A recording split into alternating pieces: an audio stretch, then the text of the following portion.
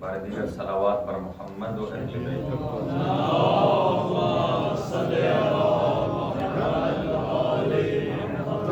اعوذ باللہ من الشیطان اللعین الرجیم بسم اللہ الرحمن الرحیم الحمد للہ رب العالمین والصلاة والسلام والتحیت والاکرام علی سیدنا و نبینا و شفیع ذنوبنا و طبیب نفوسنا رحمت للعالمین ابی القاسم مصطفیٰ محمد اللہم صلی وعلى وصيه وبطير ووارث علمه علم الأولين والآخرين يعصوب الدين أمير المؤمنين زوج فاطمة الزهراء والد الحسن والحسين سيد الأوصياء علي بن أبي طالب عليه السلام اللهم صل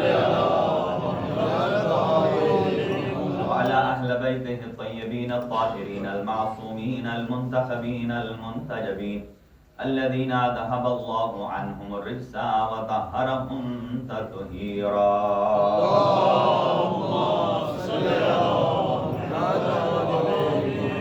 لا سيما على بقية الله الأعظم روحي وأرواح العالمين لتراب مقدمه الفداء عجل الله تعالى فرجه الشريف وسهل الله تعالى مخرجه الشريف ولعنة الله على أعدائهم أجمعين من يومنا هذا إلى قيام يوم الدين أما بعد فقد قال الله الحكيم في كتابه المتين بسم الله الرحمن الرحيم قل رب أدخلني مدخل صدق وأخرجني مخرج صدق واجعل لي من لدنك سلطانا نصيرا اللهم صل على محمد وعلى چند دعائیہ کلمات سے آغاز گفتگو ہے۔ اللہ تعالیٰ کی ذات بحق محمد و اہل بیت محمد جتنے مومنین اور مومنات نے درخواست دعا کی ہے، اللہ تعالیٰ کی ذات ان سب کی حوائج شرعیہ کو پورا فرمائے اور اس صف عزا کے صدقے میں پروردگار حاضرین کے حوائج شرعیہ کو پورا فرما، اور جہاں جہاں اس کائنات میں ذکر سید الشہداء کا انعقاد ہے پروردگار اپنی جانب سے ان کی محافظت فرما، اور خداوند متعال تمام مریضوں کو شفائے کامل و عاجل عطا فرمائے۔ خاص طور سے ایک بچی مہروش زہرا جناب ذوالفقار حیدری صاحب کی بیٹی ہے، اللہ ان کو شفائے کلی نصیب فرمائے۔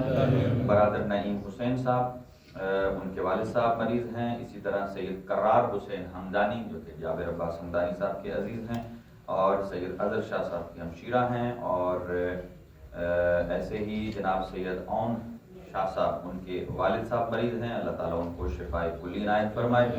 اور اس کے ساتھ ہمارے جو مومنین اور مومنات مریض ہیں درخواست دعا کی ہے، جناب ظہیر نقوی صاحب اور قبلہ اختر حیدری صاحب کو اللہ تعالیٰ کی ذات شفائے کامل و عاجل عنایت فرمائے، اور جملہ مومنین اور مومنات جو درخواست گزار ہیں سب کی شفا یابی کے لیے بآواز بلند صلوات بر محمد و اہل بیت محمد۔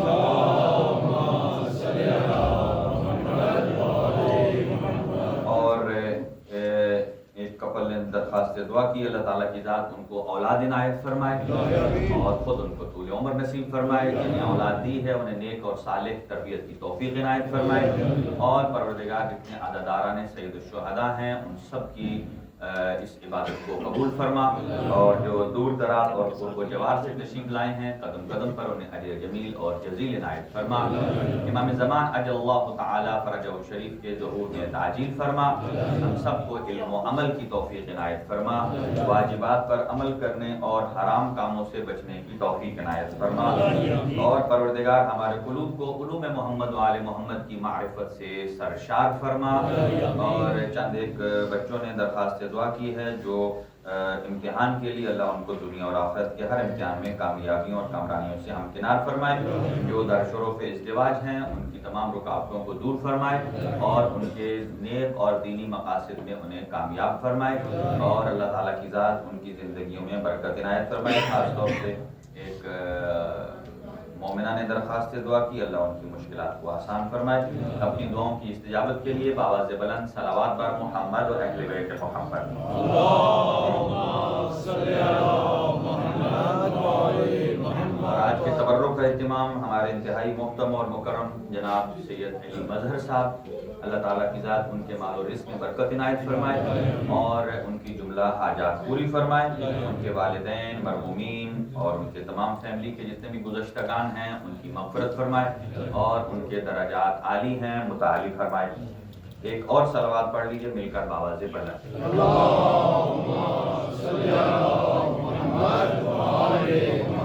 حاضرین گرامی، کل رات کی خدمت میں کچھ معروضات گوشگزار کر رہے ہیں اور وہ بیعت امام حسین علیہ السلام سے متعلق ہیں، اور یہاں تک ہماری گفتگو پہنچی ہے کہ بیعت کا حقدار صرف اور صرف نمائندہ الہی ہو سکتا ہے، اللہ کے نمائندے کے علاوہ نہ کوئی بیعت کا حقدار ہے اور نہ کوئی ہو سکتا ہے۔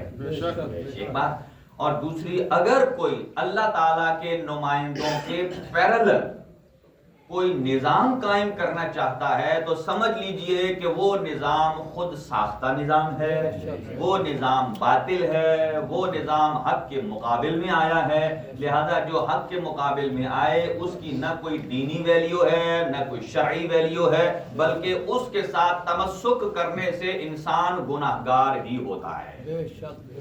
اور اسی لیے حضور سرور کائنات صلی اللہ علیہ وآلہ وسلم نے ارشاد فرمایا، میں نے آپ کے درمیان دو گراں قدر چیزیں چھوڑی ہیں، ایک قرآن ہے اور ایک میرے عطرت اور اہل بیت ہیں۔ جب تک ان دو سے متمسک رہیں گے، تمسک کا بھی اپنا اپنا مطلب ہے۔ اہل بیت سے تمسک کا کیا مطلب ہے، قرآن مجید سے تمسک کا کیا مطلب ہے؟ قرآن مجید کا تمسک ابتدائی مرحلے میں یہ ہے کہ ہم پہلے قرآن پڑھیں، دوسرے مرحلے میں ہے قرآن کی تفہیم حاصل کریں، سمجھیں کہ وہ کہنا کیا چاہتا ہے، اور تیسرے مرحلے میں جو کہتا ہے اس پر عمل کریں۔ یہ تین سٹیجز ہیں قرآن مجید کے ساتھ اٹیچمنٹ کے، قرآن مجید کے تمسک کے۔ اگر ان میں سے کسی ایک زینے کو اگر ہم سکپ کرتے ہیں تو قرآن سے تمسک ہمارا کمپلیٹ نہیں ہوگا۔ اگر کوئی آدمی تلاوت قرآن چھوڑ دیتا ہے تو پھر کچھ سمجھ ہی نہیں سکتا، اور اگر صرف اور صرف ناظرہ تلاوت اس کی طرف توجہ دیتا ہے، سمجھنے کی طرف توجہ نہیں دیتا کہ قرآن کہہ کیا رہا ہے، تو پھر آپ سمجھ لیجئے کہ وہ رٹا رٹایا قرآن تو ہے لیکن اسے سمجھ نہیں آ رہی کہ وہ کیا ہے۔ ایسے شخص کے بارے قرآن کہتا ہے رب قارن، کتنے قاری ہیں کہ جن کا قرآن ان کے حلق میں اٹکا ہوا ہے اور قرآن ہی اس پڑھنے والے پر لعنت کر رہا ہے۔ لہذا دوسرا مرحلہ، اور تیسرا مرحلہ ہے عمل کا۔ عمل جسے کہتے ہیں پریکٹیکلی جس چیز پر ہمارا یقین ہوتا ہے اس پر عمل کیا جاتا ہے۔ جیسا کہ ہمارا یقین ہے کہ الیکٹریسٹی کی یہ جو کیبل آ رہی ہے اس کے اندر کرنٹ ہے، آپ نے کبھی اسے ٹچ کیا؟ کبھی ثواب کی خاطر ہی کر لیں۔ اب تو عزاداری کے بھی یعنی ماتم کے بھی کئی ایسے نمونے نکال دیے ہیں انہوں نے۔ اب ایک جگہ انہوں نے کہا چلو بجلی کی تار کو ہاتھ لگا لو تو بس ٹھیک،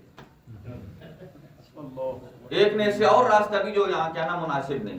مراد یہ کہ یہ ایسی رسومات، ایسی چیزیں ہیں کہ جو روح عزاداری کو نقصان پہنچانے والی ہیں، لہذا ہر نوجوان کو سمجھنے کی ضرورت ہے۔ اور یہ جو گزشتہ ہمارے بزرگ اکابرین جن کی طرف سے عزاداری سید الشہداء کے نمونے، ایک تقدس، ایک احترام چلا آ رہا ہے، اس کا ایک اپنا مقام ہے، اسے سمجھنے کی ضرورت ہے اور ویسے ہی اس کو رسپیکٹ کرنے کی ضرورت ہے جیسے بزرگوں نے ہمیں تعلیم دیا ہے۔ چونکہ یہ عزاداری ہم نے ایجاد نہیں کی ہے، یہ گزشتہ سے چل کے آ رہی ہے، تو جن واسطوں سے چل کے آ رہی ہے وہ واسطے بھی انتہائی قابل محترم ہیں۔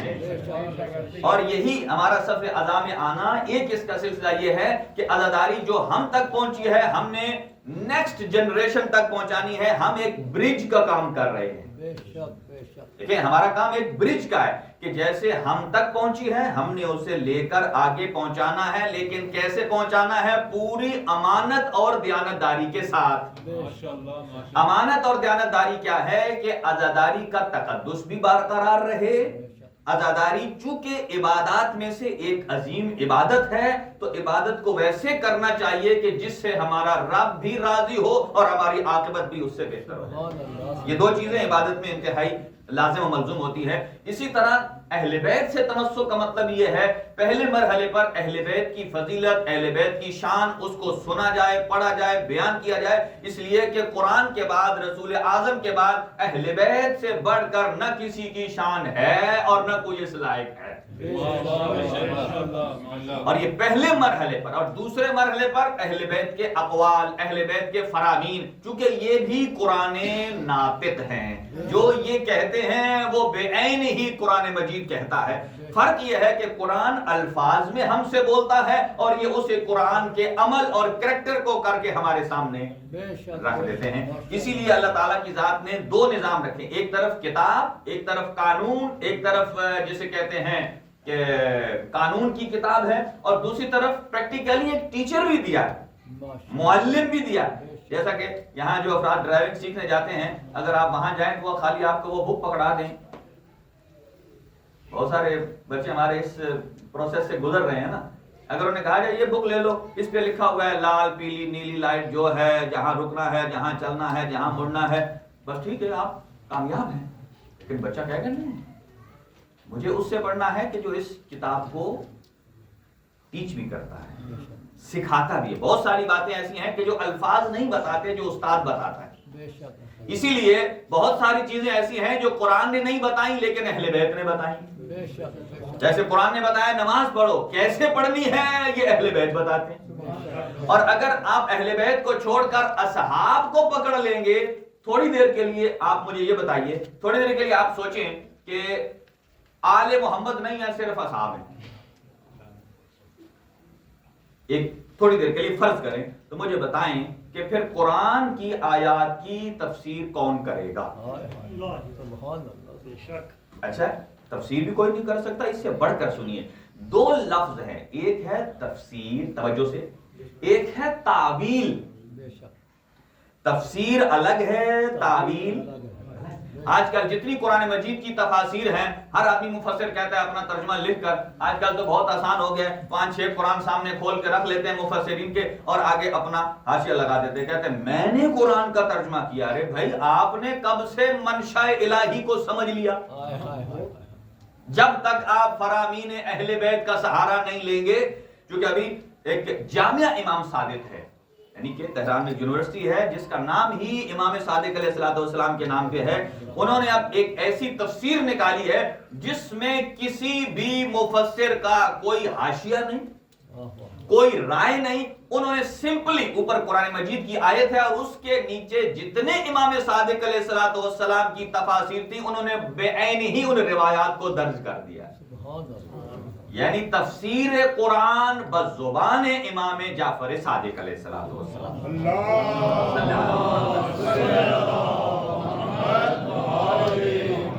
لہذا اس مرحلے پر ہم پہنچے ہیں کہ قرآن مجید کے بغیر اور اہل بیت کے بغیر نہ ہماری زندگی رائٹ پیتھ پر جا سکتی ہے اور نہ ہم کامیاب ہو سکتے.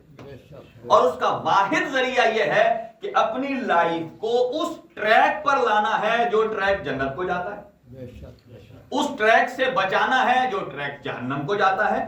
الفاظ مشترک ہیں. مثلا ایک ایگزامپل دیتا ہوں، امام، لفظ امام، قرآن مجید نے دونوں امام بتائیں. ایک امام کہ جس کے پیچھے چلے تو وہ جنت کو لے جاتا ہے، اور ایک امام جس کے پیچھے چلے تو وہ جہنم کو لے جاتا ہے. اب ہم نے چوز کرنا ہے ایسے امام کو کہ جنت والی ڈائریکشن کی طرف کون ہے اور جہنم والی ڈائریکشن کی طرف کون ہے. اور یہاں سے کل گفتگو یہاں تمام کی تھی کہ بیعت کسے کہتے ہیں؟ بیچنا اپنے وجود کو، اپنی افکار کو، اپنی اذہان، اپنی سوچ، سب کو امام کے لیے. اور بیعت اس کی ہو سکتی ہے جو منصوص من اللہ ہے، اللہ کی طرف سے ہے.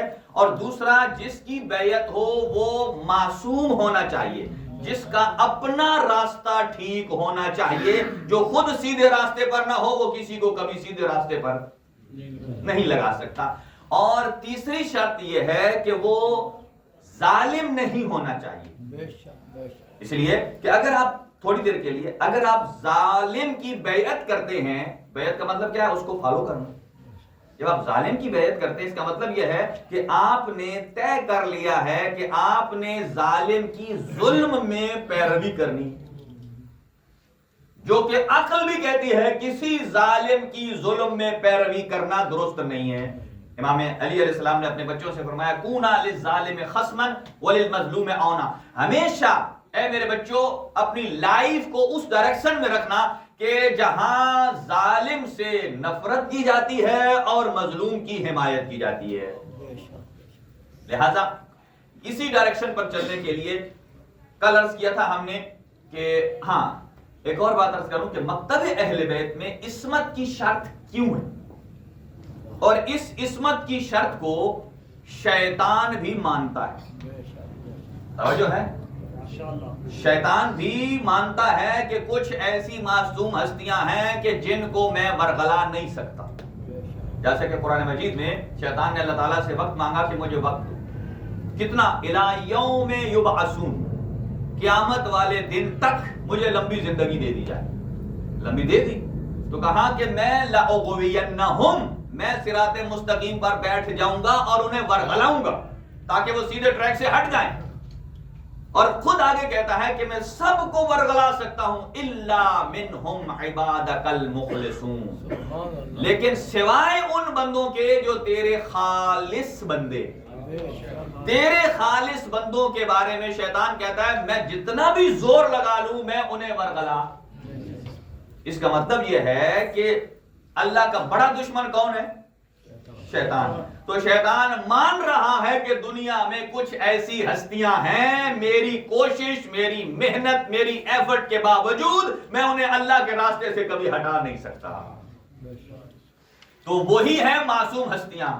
اور جو آج کہتا ہے کہ نہیں معصوم تو ایگزسٹ نہیں کرتا اور معصوم ہونا نہیں چاہیے، اس کا مطلب یہ ہے کہ یہ اس شیطان سے بڑا شیطان ہے۔ بے شک بے شک، اس سے بڑا کوئی انٹلیکچوئل ہے کہ وہ بڑا شیطان مان گیا کہ کچھ ایسی ہستیاں ہیں کہ جو جن پر میرا اقتدار نہیں چلتا، میں انہیں ورغلا نہیں سکتا، لیکن یہ کہتے ہیں نہیں ہو سکتا ہے۔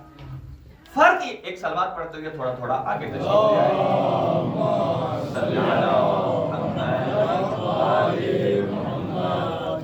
سلوات پڑھتے ہوئے تو کوئی نہیں آئے، نعرہ مارتے ہوئے آ جائے۔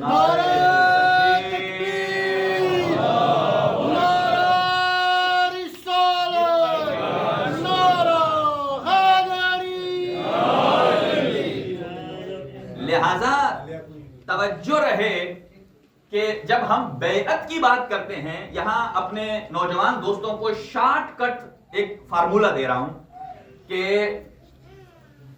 عذاب جو سزا ہے دنیا کے بعد وہ دو قسم کی ہے، ایک ہے شارٹ ٹرم اور ایک ہے long term. Short term, long term, اور دونوں کا فارمولا کیا ہے؟ اصول دین کتنے ہیں؟ 5۔ فروع دین کتنے ہیں؟ 10۔ اصول دین کا تعلق ہے ایمانیات کے ساتھ، کہ ہم نے ایمان رکھنا ہے کہ اللہ ایک ہے، ہم نے ایمان رکھنا ہے کہ اللہ عادل ہے، ہم نے ایمان رکھنا ہے کہ 1,24,000 انبیاء ہیں اللہ کی طرف سے ہیں، ہم نے ایمان رکھنا ہے کہ پاک پیغمبر کے بعد 12 امام ہیں، 12 سے نہ کم ہے اور نہ زیادہ ہے، اور آخری ایمان رکھنا ہے کہ قیامت آئے گی جس دن انصاف ملے گا، جنتی جنت میں جائے گا، جہنمی جہنم میں جائے گا۔ ان پر ایمان رکھنا ہے، یہ ایمانیاتی ہیں۔ اور جو 10 ہیں فروعات دین، ان کا تعلق ہے انسان کی پریکٹیکل لائف سے، اس کو کہتے ہیں عمل، وہ ہے ایکشن، عمل میں آپ نے آنا ہے۔ آپ سمجھیے آسان سی بات ہے، جو آدمی اصول دین میں کوتاہی کرتا ہے اس کی لانگ ٹرم سزا ہے، اور جو فروعات دین میں کمی کرتا ہے یا عمل نہیں کرتا اس کی سزا ہے لیکن وہ شارٹ ٹرم ہے، پہلی بات۔ اور دوسرا، فروعات دین میں اگر کوئی آدمی مر جائے آپ اس کو پیچھے ایصال ثواب کر سکتے۔ کوئی آدمی کسی کی نمازیں رہ گئی ہیں تو باقی بعد والا اسے پڑھ کر اس کی طرف سے ایصال ثواب کر سکتا ہے، لیکن اصول دین میں آپ کوئی عقیدہ کسی کے مرنے والے کے بعد اس کو ایصال نہیں کر سکتے. آج آپ بول نہیں رہے, گفتگو مشکل ہے یا آپ تھکے ہوئے ہیں؟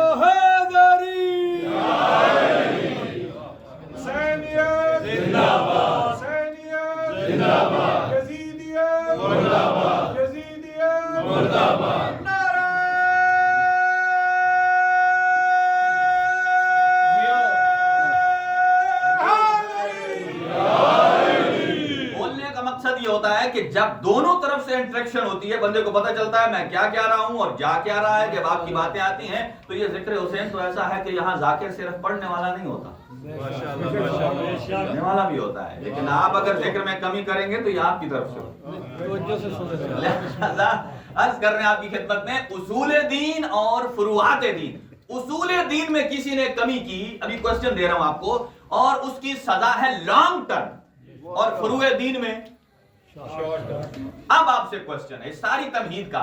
امام حسین علیہ السلام کی بیعت, توجہ میری طرف رہے, امام حسین علیہ السلام کی بیعت کرنا یا نہ کرنا یہ اصول دین میں ہے یا فروع دین میں؟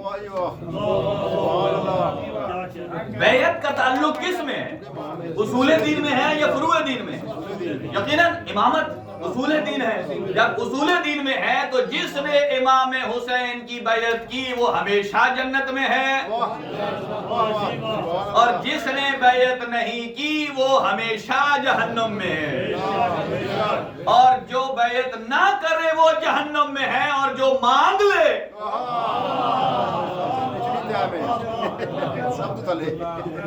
اسفل السافلین, اس کا درجہ جہنم کے آخری درجے سے.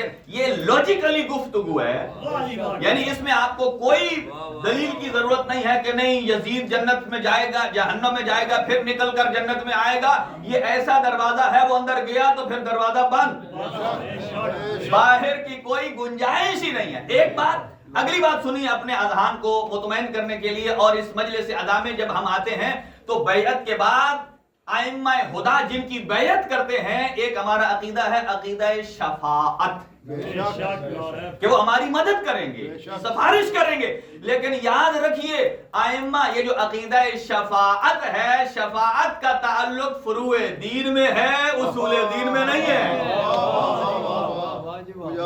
شفاعت کا تعلق اصول دین میں. اصول دین 5 ہیں. ایک آدمی توحید کو مانتا ہے, توجہ رہے, نبوت کو مانتا ہے, عدل الہی کو مانتا ہے, قیامت کو مانتا ہے. جو امامت کو نہیں مانتا پھر شفاعت کو بھول جائے.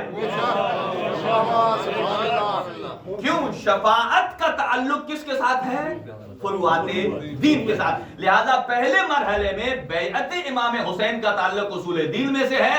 ہم چونکہ اپنے ہاتھ پر ہاتھ رکھ کر کہیں کہ ہم بیعت کرتے ہیں صاحب العصر والزمان امام حجت ابن الحسن العسکری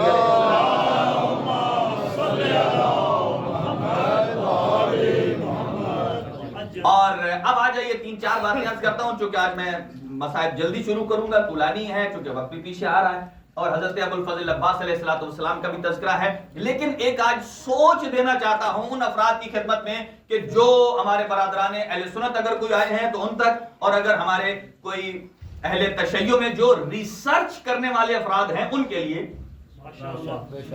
کہ بیعت میں سے پہلی شرط کیا ہے کہ جس کی بیعت ہم نے کرنی ہے وہ معصوم ہونا چاہیے. معصوم کسے کہتے ہیں؟ اس کی لائف میں کسی قسم کی کوئی خرابی نہیں ہونی چاہیے. اور دوسری بات, وہ ظالم نہیں ہونا چاہیے. ظالم آپ کسے کہتے ہیں؟ جو کسی کو مارے نہ. آئیے قرآن سے پوچھتے ہیں ظالم کون. زیادہ ڈیٹیل کی وہ گنجائش بھی نہیں ہے. قرآن مجید ارشاد فرماتا ہے ان الظلم ان الشرک لظلم. کسی کو جان سے مار دینا بھی ظلم ہے, لیکن ظلم عظیم نہیں. کسی کو تھپڑ مار دینا ظلم ہے, ظلم عظیم نہیں. کسی کا حق کھا جانا ظلم ہے, ظلم عظیم نہیں. لیکن ان الشرک لظلم عظیم, اللہ کے ساتھ کسی کو شریک قرار دینا ایسا ظلم ہے کہ اس سے بڑا کوئی ظلم. اب ایک اور کوشچن کر دوں، آ گیا ہے تو عرض کرنا آپ کی خدمت میں. جو لوگ حضرت ابو طالب علیہ السلام کو نہیں مانتے، وہ کہتے ہیں کہ نہیں، حضرت ابو طالب علیہ السلام کو آخری زمانے میں، آخری وقت میں حضور سرور کائنات نے کہا کلمہ پڑھ لیں. ان سے میں پوچھتا ہوں کہ تمہاری قوت سماعت یہاں بڑی تیز ہے. یعنی اسے کہتے ہیں خباثت. خباثت کیا ہوتی ہے کہ اگر سننے پر آئیں تو جو بات نبی معظم کو حضرت ابو طالب کہہ رہے ہیں اتنے کان کے پکے ہیں کہ جو حضور نے کان میں کہی ہے وہ بھی سن لیتے ہیں، اور اگر خباثت ٹپک جائے نہ سننے پر آئے تو 1.25 لاکھ کے مجمع میں من کو تو مولا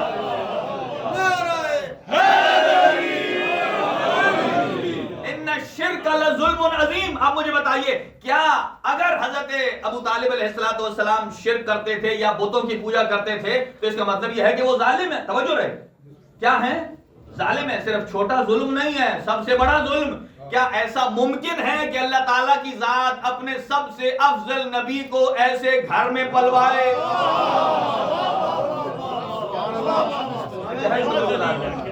یہ باریک باتیں ہیں کہ آپ سوچیں، آپ کا ذہن کا دروازہ کھلے گا، پھر کسی کو اور کہنے کی ضرورت نہیں ہے. پھر یہ حرف اور الزام کس پر آ رہا ہے؟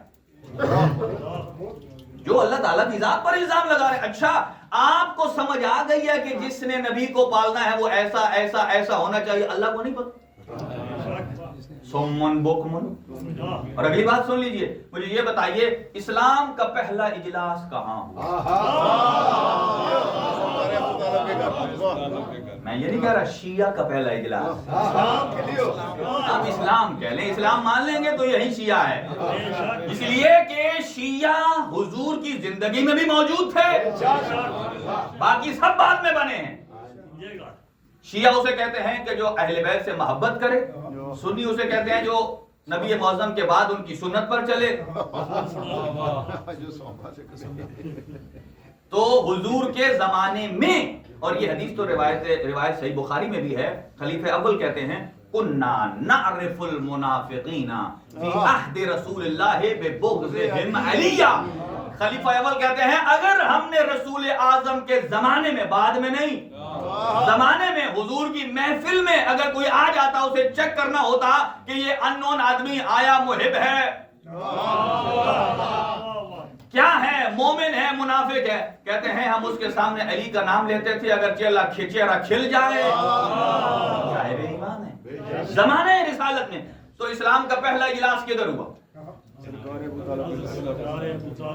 کسی خلفاء کے والدین اور ابا و اجداد کے گھر میں.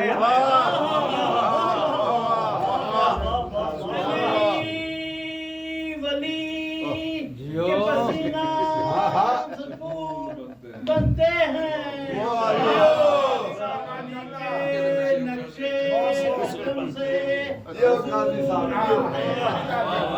ارے ان کے باپ دادا کی منصبت نہ پوچھ، ان کے بیٹوں کی سواری رسول بنتے ہیں. توجہ رہے، ٹائم بہت تیزی سے جا رہا ہے کہ کس کے گھر میں پہلا؟ خلفاء کے والدین کے گھروں میں تو نہیں ہوا. خلفاء 4 ہیں، مجھے بتائیے 4 میں سے کس کے والد کے گھر اجلاس ہوا؟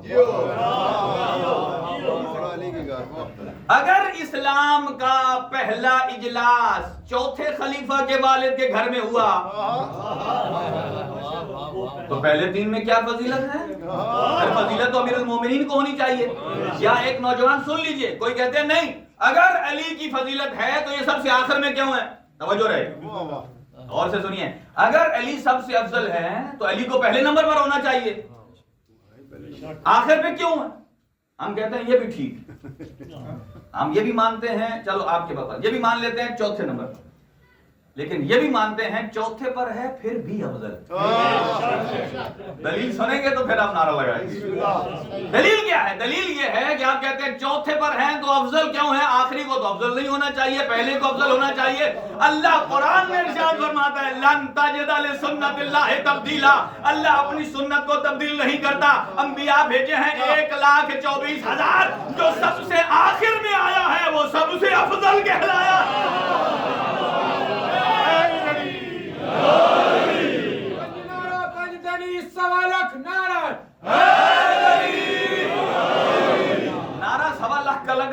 سوا لاکھ کا نہیں آیا. نعرہ حیدری. اتنی بڑی فضیلت کہ آپ بھلے پہلے مانے آخر مانے فضیلت علی ابن ابی طالب کی. اب آ جائیے اپنی بات پر. کیا اسلام کا پہلا اجلاس کہاں ہوا؟ ابو طالب علیہ السلام کے گھر. اب سنیے, یہ سب نے کہا کہ اس وقت حضور جب تشریف لائے اور نبوت کا ادعا کیا تو کعبے میں کتنے بت تھے؟ 1 2 4 کتنے؟ کم از کم اتنے جتنے سال کے دن ہیں. یعنی ہر روز ایک بت کو اگر پوجے تو سال گزر جائے. اچھا, تو خانے کعبے میں کیوں نہیں اجلاس ہوا؟ اسلام کس نے دیا؟ حضرت ابراہیم نے, حضرت موسیٰ نے, حضرت عیسیٰ نے. حضور سرور کائنات کے پاس آئے, دیا اللہ نے. تو جب اللہ کے دین کا اجلاس ہے تو وہ بہتر اور بیسٹ یہ تھا کہ خود اللہ کے اپنے گھر میں. میں عام مثال دیتا ہوں, مجھے بتائیں یہاں 2 پارٹیاں, ایک پیتے میں ہے اور دوسری سوشیالسٹ کوئی ہے. اب مجھے بتائیں پیتے میں والا اگر اس نے اپنی جو پولیٹک پارٹی ہے اگر اس کا اجلاس کرنا ہے تو کیا وہ سوشیالسٹ پارٹی میں جائے گا, ان کے آفس میں جا کر کرے گا؟ کبھی بھی نہیں کرے گا. کیوں بولے کیوں نہیں کرے گا بتائیے؟ وہ کہے گا اس میں ہمارا منشور ہے, جو ہمارا منشور ہے ہمارے آفس میں چلے گا, دوسرے کے آفس میں ان کا الگ منشور ہے. لہذا اس وقت جتنے ادیان تھے ان میں سے اسلام کا دین سب سے غالب ہے. تو جب اللہ کا دین ہے, منشور اللہ کا, نبی اللہ کا, دین اللہ کا, اسلام اللہ کا, چاہیے تو یہ کہ اسلام کا پہلا اجلاس ہو اللہ کے گھر میں, اور گھر میں نہیں ہوا. اور سب مفسرین نے لکھا, مورخین نے کیوں نہیں لکھا؟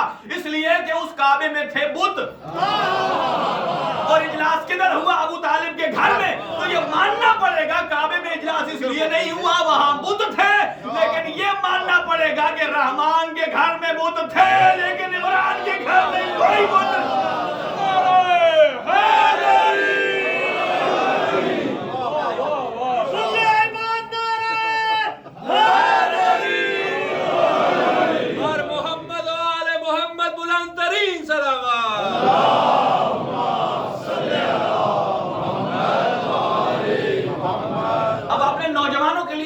اور سٹیپ بائی سٹیپ, جیسے وہ ذاکر کہتے ہیں نا کہ تھوڑا ساکڑ, فضائل علی کو سننا اور پھر اسے برداشت کرنا یہ عام بندے کا کام نہیں ہے.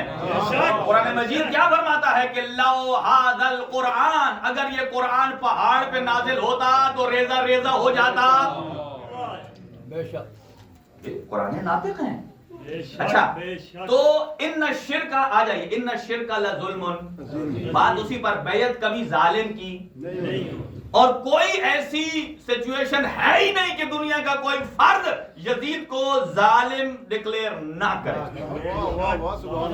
اس سے نکل ہی نہیں سکتا. تو بیعت کا حقدار کون ہے؟ حسین ابن. اگلی بات سنیے, ظالم کبھی اس کی بیعت نہ ظالم امام بن سکتا ہے, اپنی بات ہے, نہ امام بن سکتا ہے اور نہ ہی اس کی. کیوں؟ اب سنیے یہ لاجیکلی, اور وہ یہ ان الشرک لظلم عظیم, شرک سب سے بڑا ظلم ہے. حضرت ابراہیم کو اللہ نے 3 عہدے دیے, کل یہیں پر گفتگو چھوڑی سی. پہلا نبی, دوسرا عہدہ بولیے رسول, اور تیسرا امام. جب تینوں اللہ کی طرف سے, یہ نہیں کہا جا سکتا کہ پہلے 2 اللہ نے دیے تیسرا پبلک نے, ہو سکتا ہے؟ اچھا, اور نبوت دی بغیر امتحان کے, رسالت دی بغیر امتحان کے. لیکن جب امامت کی باری آئی تو کہا جب تک امتحان نہیں دے گا, اور امتحان بھی دیا کس سے؟ بیٹے سے. اس کا مطلب یہ ہے کہ امامت کا امتحان بیٹے دینے سے ہوتا ہے.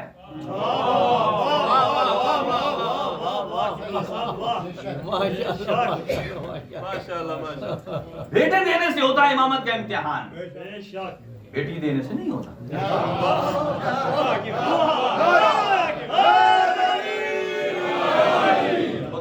کئی ایسے سینٹنس ہوتے ہیں کہ جنہیں فل ان دی بلینکس کہتے ہیں, آپ پورا فل سٹاپ لگواتے ہیں. لہذا اس طرف یہ مکتب تشیع میں یہ ذکر امام حسین نے ہمارے ذہنوں کو اتنا وسیع کر دیا ہے, اتنا وسیع کر دیا ہے کہ جہاں دنیا 1400 سال بعد پہنچتی ہے, ہم 1400 سال پہلے پہنچ جاتے ہیں. اب آ جائیے اگلی بات, نبوت اللہ کی طرف سے، رسالت اللہ کی طرف سے. اب ایک اور جملہ کہہ رہا ہوں. جب اللہ نے حضرت ابراہیم کو نبی بنایا آہستہ سے، اللہ کے نبی ابراہیم نے نہیں کہا اے اللہ یہ نبوت میری نسل میں جائے گی. نہیں کوشچن کیا. جب رسالت دی، آپ رسول ہیں، حضرت ابراہیم نے نہیں پوچھا یا اللہ یہ رسالت میری نسل میں جائے گی. لیکن جب حضرت ابراہیم کو اللہ نے امام بنایا، انی جاعلک للناس اماما، تو فوراً کہا کہ کیا یہ میری ذریت میں جائیں گے. اس کا مطلب یہ ہے کہ حضرت ابراہیم سمجھتے ہیں کہ جو ذریت میں چلنے والی چیز جو مقام علو ہے وہ امامت ہے، وہ امامت ہے. اچھا یہاں بھی ایک بات سمجھنے والی ہے، اور وہ یہ ہے، مجھے بتائیے یہ 3 عہدے ہیں، نبوت، رسالت، امامت، ان میں سے بڑا کون ہے؟ یقیناً اس لیے کہ جب آپ گریجویلی کلاس میں اوپر جاتے ہیں 1 2 3 اس طرح کر کے، پھر لوگوں کے ذہنوں میں آئے گا کہ حضور سرور کائنات صلی اللہ علیہ وآلہ وسلم تو امام نہیں ہے، لیکن اللہ نے ان کو وہ عہدہ دیا ہے سید الانبیاء. یہاں ایک باریکی ہے، اور باریکی آج میں اسے کھول نہیں سکوں گا، وقت نہیں ہے. وہ ہے شریعت باطنی اور شریعت ظاہری. ایک ٹرم، دوسری ٹرم ہے نبوت ظاہری اور نبوت باطنی. اب یہاں کبھی میں نے ایک کوسچن ریز کیا تھا، کچھ افراد کہتے ہیں کہ امام حسین علیہ السلام کے پاس تو معجزہ تھا، انہوں نے پیر رگڑ کے حضرت اسماعیل سے افضل ہیں تو پانی کیوں نہیں نکال لیا کربلا میں.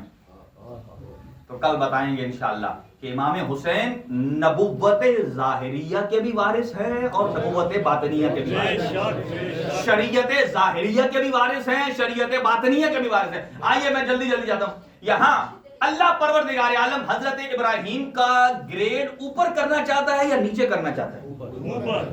اس لیے کہ اگر نیچے کرے، کیونکہ 2 قسم کی ترقی ہوتی ہے، ایک ہوتا ہے تنزل، جو امتحان میں ریجیکٹ ہو جاتا ہے، جو پاس ہو جاتا ہے آگے جائے گا. تو اللہ تعالیٰ کیا چاہتا ہے؟ اپنے نبی کو مقام دے یا مقام لے؟ دے. اگر تو کہتا ہے نہیں امامت کم درجہ ہے، کم کرنا چاہتا ہے، یہ تو مقصد الہی کے خلاف ہے کہ اللہ تعالیٰ کی ذات کبھی اپنے انبیاء کو، عام بندے کی اور بات ہے، اپنا نبی جس کے ساتھ اس نے امت کی اصلاح کرنی ہے اس کو کبھی تنزل کی طرف نہیں لے جاتا. جب عام آدمی کسی کو کمال دینا چاہتا ہے تو اسے اوپر سے اوپر رینک دیتا جاتا ہے. اس کا مطلب یہ ہے کہ امامت ایک بات یاد رکھیے، آج یہ بھی نہیں کھول سکوں گا، امامت بعد نبوت نہیں ہے. امامت نبوت کے بعد نہیں، امامت نبوت کے ساتھ ہے.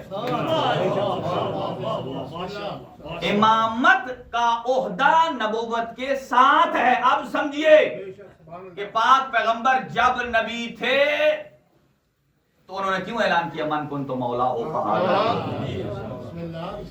عہدہ امامت ساتھ ہے. وہ الگ بات ہے کہ جب آپ پردہ فرما گئے تو ذمہ داریاں اس کے بعد منتقل ہوتی ہیں.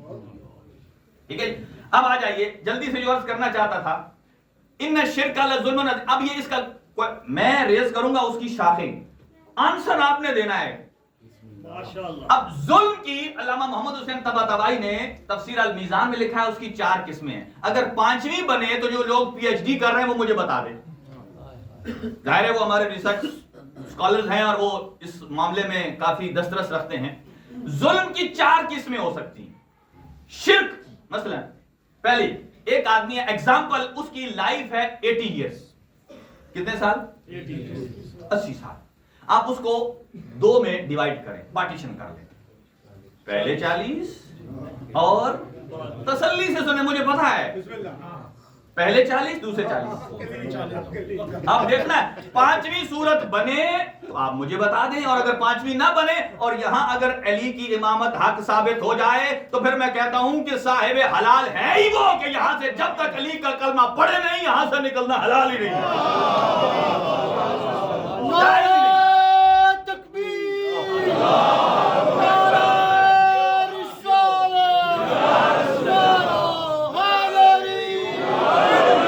قرآن کی آیت پڑھی ہے دونوں، ان الشرک لظلم عظیم، شرک سب سے بڑا ظلم ہے. اب میں نے 80 کا عدد کیوں رکھا ہے یہ بھی آپ جانتے ہیں,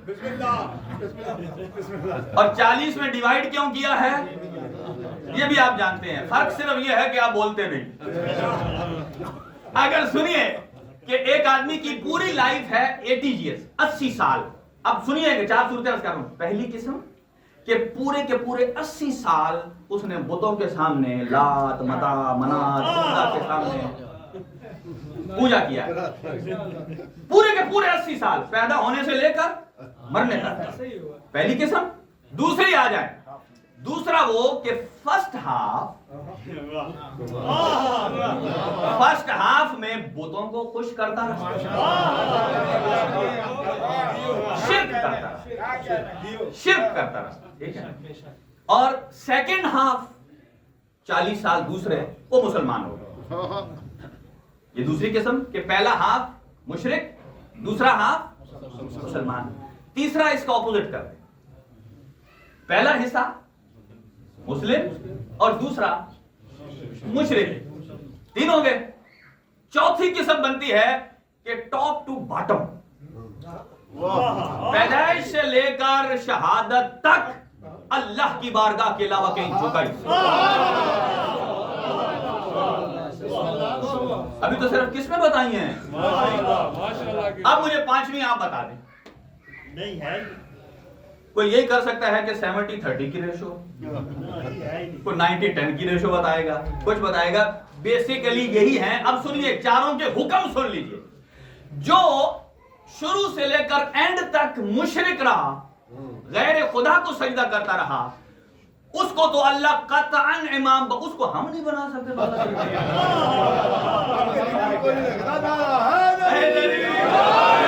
بھائی اس کو تو ہم کسی بات کی مولی نہیں سمجھتے. تو اللہ تعالیٰ کی ذات تو خالق العقل ہے. اچھا یہ کٹ گیا, سمجھ لیں کہ میتھمیٹکس کی جیومیٹری ہو رہی, کٹ گیا. سیکنڈلی کون سی تھی کہ فرسٹ پارٹ مشرک اور سیکنڈ مسلم. یہ بندہ بخشا جا سکتا ہے اس لیے کہ حضور کے آنے سے پہلے وہ مشرک رہا, حضور آئے, اسلام لے آیا, توحید, عبادت, نماز, روزہ کرتا رہا. یہ قابل بخشش ہے, اچھا مسلمان ہو سکتا ہے. دوسری. تیسرا جس کا فرسٹ پارٹ مسلم اور سیکنڈ مشرک, یہ آدمی ہے مرتد. ہمارے یہاں تو پنجابی میں کسی نے کو کہتے ہیں بڑا مرتد ہے, یہ اصلی مرتد یہ ہے. مرتد کسے کہتے ہیں کہ جو دین الہی پر ہو اور وہاں سے ارتداد کرائے. ارتداد کسے کہتے ہیں؟ پیروں پر پیچھے آ جائے, ایسے کہتے ہیں مرتد. اور مرتد ایسا ہے, اس کی دو قسمیں, ایک ہوتا ہے مرتد ملی, ایک ہوتا ہے مرتد فطری. اس کی باتیں بعد میں کریں گے. ایک مشترک چیز یہ ہے کہ مرتد کی کبھی دعا قبول ہوتی نہیں. پہلا مشرک, دوسرا مسلمان, تیسرا مرتد. اب آ جائیے چوتھی قسم ایک ہی رہ جاتی ہے کہ جو پیدائش سے لے کر اپنی شہادت تک اللہ کے علاوہ کسی اور سے نہ جھکا ہو. اب مجھے بتائیں ان چار میں سے کون امام ہو سکتا ہے؟ پہلا مشرک جو ٹوٹلی مشکل ہے وہ نہیں, جو ہاف پارشل مشرک ہے. آپ ہاف اسلام والا نہ دیکھیں, دوسرا بھی تو دیکھیں نا. اس لیے کہ اچھا مسلمان ہو سکتا ہے, مومن بن سکتا ہے, متقی ہو سکتا ہے, امام المتقی نہیں ہو سکتا. مومن ہو جائے گا, امیر المومنین نہیں ہو سکتا. اور جو مرتد ہے وہ تو پہلے سے ہی سر سے کانٹا. اب جو لاسٹ ون ہے, اسی کے لیے شاعر نے ایک جملہ کہا, اور اس نے کہا کہ ایک جملے میں اگر علی کو بند کرنا ہے تو وہ علی اس ذات علی کی قسم جس کی پوری زندگی 2 سجدوں میں گزری. دنیا میں آیا تو سر سجدے میں رکھا اور گیا تو سر سجدے سے تھا. اب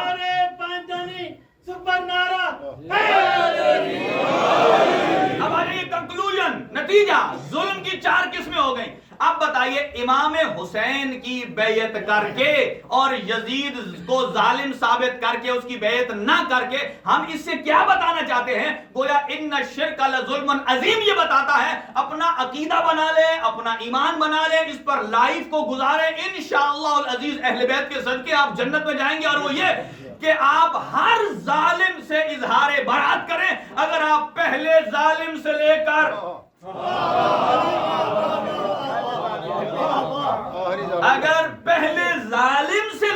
آخری ظالم تک اظہار برات کریں گے، اس کا مطلب یہ ہے کہ جب آپ نے ظلم سے برات کی ہے تو محبت اس کی طرف جائے گی کہ جو عادل ہے۔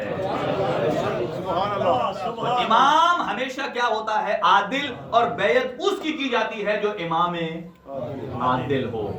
اب آ جائیے، یہاں وقت زیادہ نہیں ہے، آج گفتگو کرنا چاہتا تھا شہنشاہ وفا حضرت عباس ابو الفضل عباس، تھوڑا تشریف آگے لے آئیے، پیچھے افراد کچھ موجود ہیں تاکہ مسائل کو شروع کرنے سے پہلے ایک قدم آگے تشریف لے آئیے، اور ماشاءاللہ بڑے ہی اچھے انداز سے آپ سن رہے ہیں، اور وہ یہ کہ کبھی مسائل میں جانے کے لیے تمہید کی ضرورت ہی نہیں پڑی، اس لیے کہ آج آپ عباس کے پہرے میں ہیں۔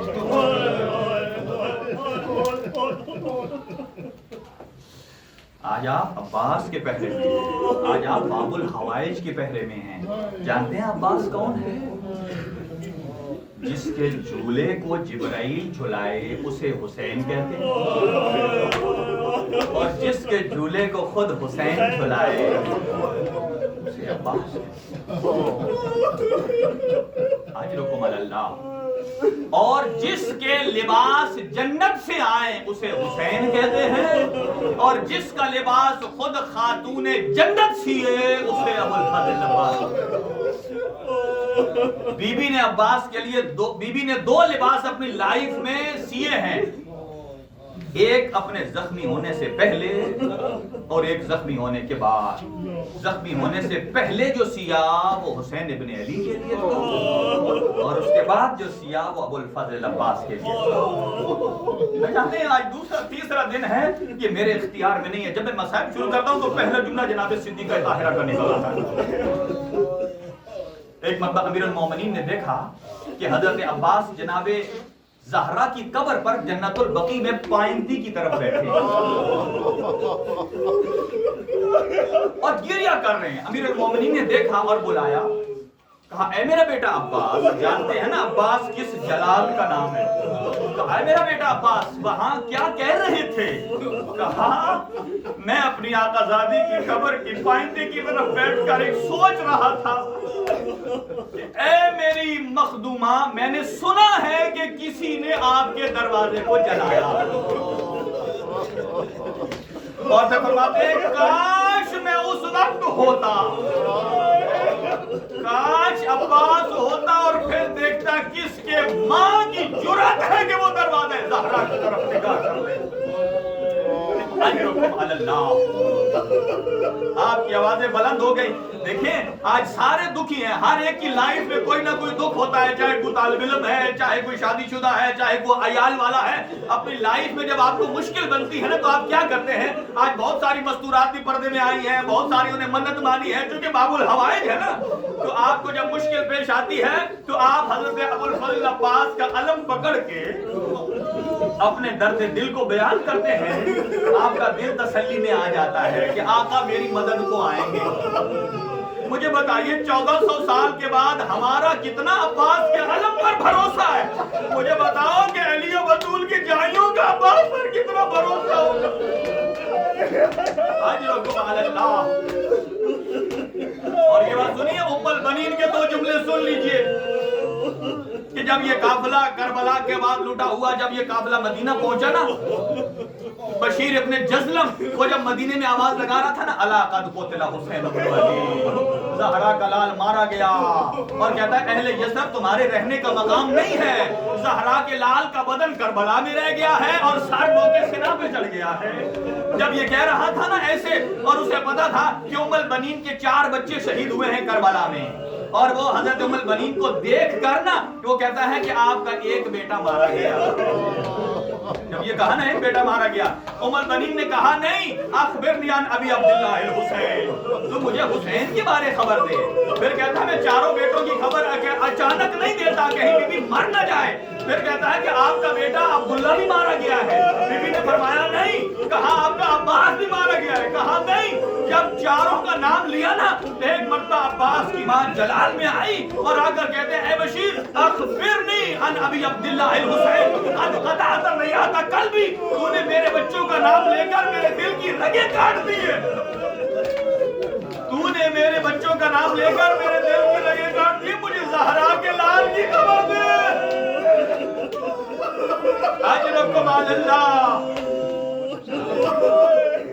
اور بی بی زینب جب مدینہ میں داخل ہوئی نا اور کہا کہ آج ام البنین کوئی ہمارا استقبال نہ کرے، میں خود بی بی کے قدموں میں جاؤں گی، اس لیے کہ بی بی کے 4 بیٹے شہید ہوئے ہیں۔ اجرکم علی اللہ۔ اور پھر جب اس نے بتایا نا کہ آپ کا بیٹا مارا گیا ہے تو بی بی نے فرمایا ام البنین کتنا بھروسہ اپنے بچے کی شجاعت پر۔ کہا آپ کے عباس کو مارا گیا۔ کہا کیسے مارا؟ کہا سر میں گرز لگا۔ کہا میں ام البنین نہیں مانتی، میں نہیں مانتی کہ عباس کے سر میں گرز لگے۔ کہا 4000 کا لشکر تھا۔ کہا 4000 کیا 4 لاکھ بھی آ جائے عباس سب کو زیر کر دے گا۔ کسی نے کہا نہیں، پہلے عباس کے شہادے کا لشکر۔ جو زیارات کربلا پہ جاتے ہیں نا، جہاں کف عباس سے حضرت عباس کا کٹا ہوا ہاتھ ہے، وہاں ام البنین کا یہ شعر لکھا ہوا ہے۔ بی بی فرماتی ہے عباس کو لو کانا سیفک فی یدک، اے عباس کاش تیری تلوار تیرے ہاتھ میں ہوتی، میں دیکھتا کون زہرا کے لالی۔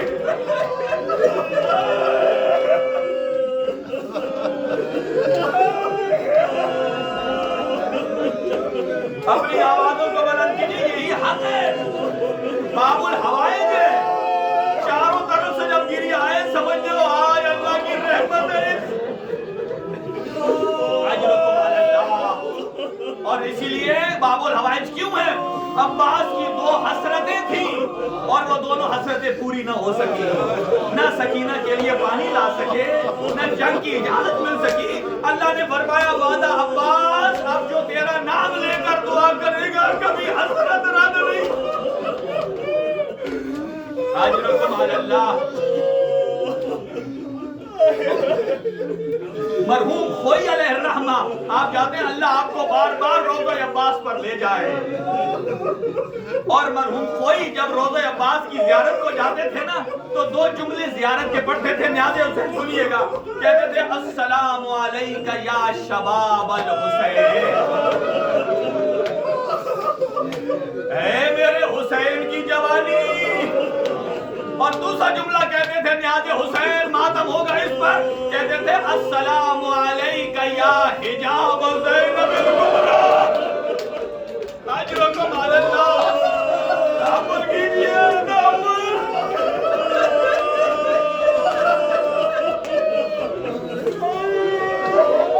اے زینب کبریٰ کے حجاب۔ اجرکم علی اللہ۔ اور ایک مرتبہ جب اجازت لی نا، آقا مجھے اجازت دیجئے، کہا اے عباس تو میری فوج کا لمبردار ہے۔ کہا آقا دائیں بائیں دیکھا وہ میری فوج کدھر؟ کہا جدھر فوج گئی ہے مجھے بھی ادھر بھیج دیجئے۔ اور کہا اے عباس کیا تو اپنے آقا کو تنہا چھوڑنا چاہتا ہے؟ سنیے جو جواب دیا، کہا آقا میں آپ کو تنہا نہیں چھوڑنا چاہتا، بلکہ وفا یہ ہے کہ میں آپ کے بعد زندہ نہیں رہنا چاہتا۔ اجرکم علی اللہ۔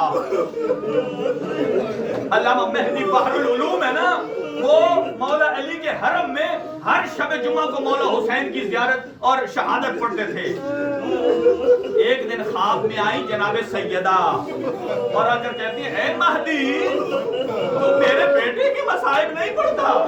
کہا آقا دادی میری کیا جرت ہے، میں ہر شب جمعہ امام حسین آپ کے بیٹے مظلوم کربلا کے مصائب پڑھتا ہوں۔ کہا اے مہدی یاد رکھ حسین رسول کا بیٹا ہے، میرا بیٹا عباس ہے۔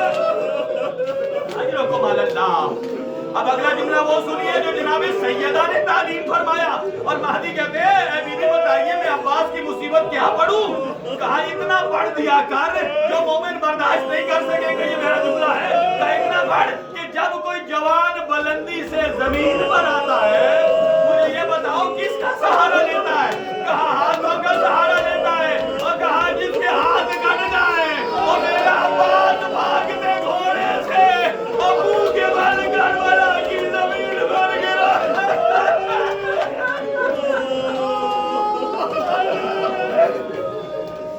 اے عباس یا صاحب الزمان مولا ان عزاداروں کا مرزا قبول کیجئے۔ اجرکم علی اللہ۔ نیاز حسین یہ کربلا بن گئی ہے۔ ایک مرتبہ روایت کے جملے سنیں کہ تقدیر نے شب عاشور عباس کو اس خیمے کے پاس سے گزارا جہاں مولا حسین نے پانی کے سارے مشکیلیں جمع کر دیے تھے 7 محرم کو، تاکہ اگر کسی کو پانی چاہیے ہو تو کسی کے خیمے میں نہ جائے، اسی ایک مرکزی خیمے میں آئے۔ اور جب 7 محرم سے پانی بند ہو گیا، شب عاشور العطش العطش کی آوازیں آئیں، عباس کو تقدیر نے اس جگہ سے گزارا جہاں مشکیزیں تو خالی تھے۔ نیاز حسین توجہ میری طرف ہے، مشکیزیں خالی تھے، اور عباس نے کیا دیکھا کہ سکینہ چھوٹے بچے وہ خالی مشکیزیں جو پانی کی ٹھنڈک میں تھے ان کو لے کر اپنی چھاتی کے ساتھ لگاتے، کبھی منہ کے ساتھ لگاتے۔ یہ منظر عباس کو نہ دیکھا گیا۔ اللہ آپ کو کبھی زندگی میں سوائے کبھی شبیر کے کوئی غم نہ دے۔ یا زہرا ان عزاداروں میں سے خواتین میں سے کسی کو خالی ہاتھ نہ لوٹا۔ مجھے نہیں معلوم یہاں کون اولاد مانگنے آیا، کون رزق مانگنے آیا، کون نوکری مانگنے آیا، جو صحت مانگنے آیا۔ جب یہ جملے سنے عزاداروں، اس کے بعد امام حسین اب آقا کے پاس آئے، کہا پانی لانے کی اجازت ہے لیکن جاؤ پہلے پالنے والی ماں زینب سے اجازت دو۔ میں نے کیوں کہا پالنے والی؟ زینب کبریٰ نے پوری کی پوری کربلا پال کے دی ہے حسین کو۔ اور جب شہزادی کے پاس آئے نا نیاز حسین، اور عباس یوں بیٹھے جیسے نمازی تشہد کی حالت میں بیٹھتا ہے، اور کہتے ہیں انما یرید اللہ لیذھب عنکم الرجس۔ جیسے کوئی سوالی آتے تھے نا آل محمد کے دروازے پر اور یہ آیت پڑھتے تھے، انہیں خیرات ملتی تھی۔ عباس آئے شہزادی کے سامنے اور بی بی نے کہا عباس تو کیا مانگنا چاہتا ہے، لیکن خیال رکھنا ہم غربت میں ہیں۔ کہا آقا نے اجازت دی ہے پانی لانے کے لیے۔ فوراً بی بی نے فرمایا صدق ابی علی ابن ابی طالب، میرے بابا نے سچ کہا تھا۔ کہا آقا بی بی کیا کہا تھا؟ کہا بی بی نے فرمایا کہ جب میں بچپنے میں تھی اپنے بابا کے زانو پر بیٹھی تھی، میرے سر سے چادر سرک گئی اور میرا غیور بابا کبھی سر پہ بوسہ دیتا ہے، کبھی میری کلائیوں پر بوسہ دیتا ہے۔ میں نے پوچھا بابا یہ رو کیوں رہے ہیں؟ اور کہا اے زینب انہیں ہاتھوں میں رسیاں بندھے گی، انہیں بالوں پر بے برہنہ ہو جائیں گے بے بکرا ہو رضا۔ کہا عباس میں کہتی تھی جس کا عباس جیسا قداور بھائی ہے بھلا کس کی جرأت ہے زینب کی طرف دیکھے۔ کہا عباس اب مجھے یقین ہو گیا، اب میرے ہاتھوں میں رسیاں بندھے گی۔ اور گریا ہوا پوری شہادت نہیں پڑھ سکوں گا عزاداروں۔ اب حسین نے کیا کیا نیاز حسین؟ اب گئے سکینہ کے پاس، سکینہ کا خشک مشکیزہ لیا، اپنے گردن کے ساتھ لگایا، اب گھوڑے پر روانہ ہوئے۔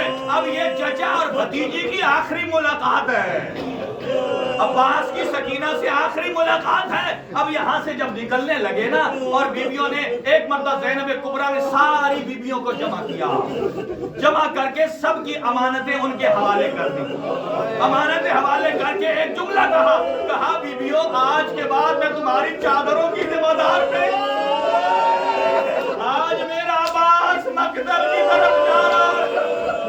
عباس نے مشک لی، خشک مشکیزہ میدان کی طرف طرف گئے الحافظ والحفیظ کی صداؤں میں فرات کا کنارہ خالی کیا اور پانی کا جھلو بھرا اور اس نے فرات نے منہ پر مار کے کہا میرا عسکر ادھر پیاسا ہے. گھوڑے نے پانی نہیں پیا, مشک بھری, واپس پلٹے. 2 جملے 3 سن لیجئے, واپس آئے. کون تھا جو عباس کا مقابلہ کر سکے؟ ایک ظالم نے چھپ کے وار کیا, دایاں بازو قلم ہوا. دوسرے نے چھپ کے وار کیا, بایاں بازو قلم ہوا. اب کیفیت یہ ہے کہ علم بھی ہے, مشکیزہ بھی ہے, گھوڑے کی مہار بھی ہے. اب عباس نے مشک کی تنابیں اپنے منہ میں لی. خیام کی طرف آ رہے ایک ظالم نے کہا عمر ابن سعد نے کہ یہ پانی خیام حسینی میں نہ جانے پائے. ایک ظالم نے تیر مارا اور وہ مشک سکینہ میں لگا. اب جب پانی بہ گیا, عباس کی آس ختم ہو گئی, ارمان دل میں کروٹیں لینے لگا. ایک ظالم نے آنکھ میں تیر مارا, ایک نے سر میں گرد مارا. اب عباس سنبھل نہ سکے, اب زینے ذوالجلال سے زمین پر آئے. علامہ یحییٰ مازنی ہے, کوئی روزہ خان پڑھ رہا تھا کہ عباس کی آنکھ میں تیر لگا اور انہوں نے روکا, کہا یہ نہ پڑھا کر, پتہ نہیں روایت مستند ہے یا نہیں ہے. جب وہ سوئے رات میں ابو الفضل عباس خواب میں آئے, کہا یحییٰ مازنی تو نے کیوں منع کیا ہے؟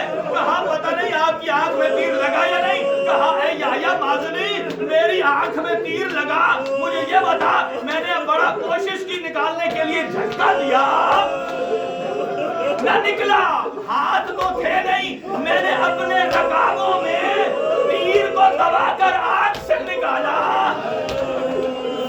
اور جیسے ہی گرا زور زمین پر. اور ایک دفعہ عباس جب زمین پر آئے تو 4 کام اکٹھے ہوئے. کون سے؟ عباس زین سے زمین پر آئے, سکینہ کے ہاتھ سے جام گر گیا, زینب کے سر سے ردا ہٹ گئی, حسین کے ہاتھ کمر میں آ گئے,